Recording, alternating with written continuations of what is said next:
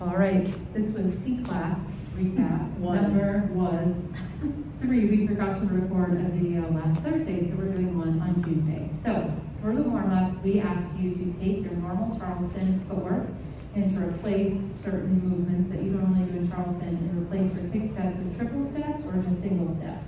So for example, if you're doing like crossover Charleston, rock, step, triple step, rock, step, triple step, or rock, step, slow, rock, step, slow.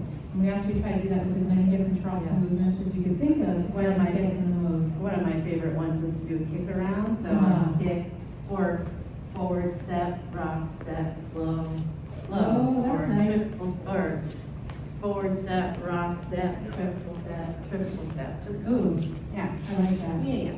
So then we put that into your partner dancing. We took the 2 different moves that we have been working on. Those look like this. Maybe we'll just show from tandem, from here. Is that all right? Like this one here that we worked on the last couple of weeks. I'm just showing. Okay. Is that okay? Yes. So that one was one of them, and then the other one was the pop out.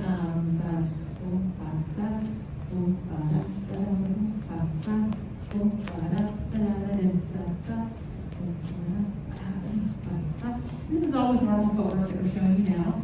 And then, speaking of that pop out, can I show one thing? I got some feedback during the dance that a lot of the follows were anticipating this one and going to the side. So remember, follows, for this pop out here, if we're doing this pop out, if you don't see your lead move to the side, just assume it's going to be a normal pop out. If it's going to be the new thing, I as a lead am going to move way to the side, so it is really obvious that Jen is just going straight and I have moved. Basically, no matter which one it is, I'm going straight back because that's where my lead is sending me.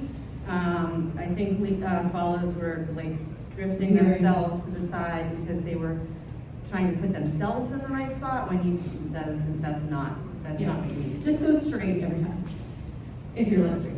And then we took those same movements and we asked you guys to play around with it. We played really slow music. We played some soul music. We had you just play around with your Charleston in general, but specifically those moves.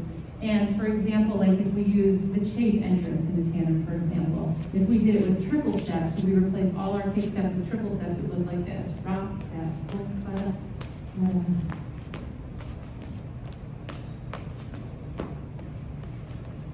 for example. And then if we replaced, maybe we can decide this time, then if we replaced all our kick steps with just steps, this is our personal favorite because it's so relaxed and nice. And this one, for example, if we did this move, we're sneaking up, we're already doing kick steps. Steps, just normal steps. It changes the feeling of your Charleston a lot to take out those kick steps. It's sort of refreshing. Those single steps can just feel very relaxed. You could do it to slower music. The triple steps also have a different feeling. Great one for slower music. I would say the single steps, sorry, I'll rephrase that. It can have a feeling to slower music. It can also have a feeling to faster music. Like if we did the same chase entrance to faster music, but we just did steps, it also feels very relaxed, but it's a little bit faster. Yeah. And Just an overarching, maybe this is obvious in what Jillian is saying, but sometimes when the music is slow and maybe a little more melodic, like Charleston doesn't fit. So try to adapt your dancing to the music. And that's why we're giving you all of these kind of options for making your dancing a little bit more appropriate for the music. That's right.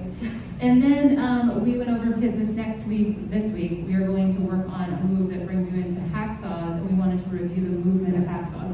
Maybe if we do it solo, And so maybe back on our left foot first.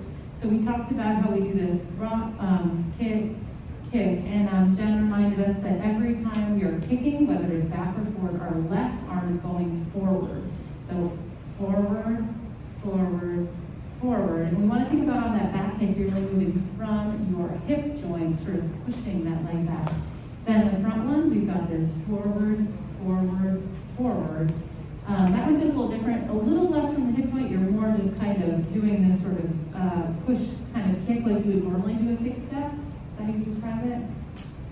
Yeah, but it's probably a little higher. A little higher. I can do it low, but right now because it's a little more saturated. So we practiced also really shifting weight with this. So if we're doing, one step on one side, we really got on our standing leg, the weight is there. If we switch, it fully switches to the other foot. And then we will put that into a partner context. We also talked about what the upper body is doing, aside from just the arms. So we talked about how it's not just this, but we have some Twists. some twists to the upper body and some lean, which is going to help your partner know what foot they're on. So making sure to very clearly lean towards that side and then towards the other side. It's going to help you lead forward. That's what we did. Now that's it.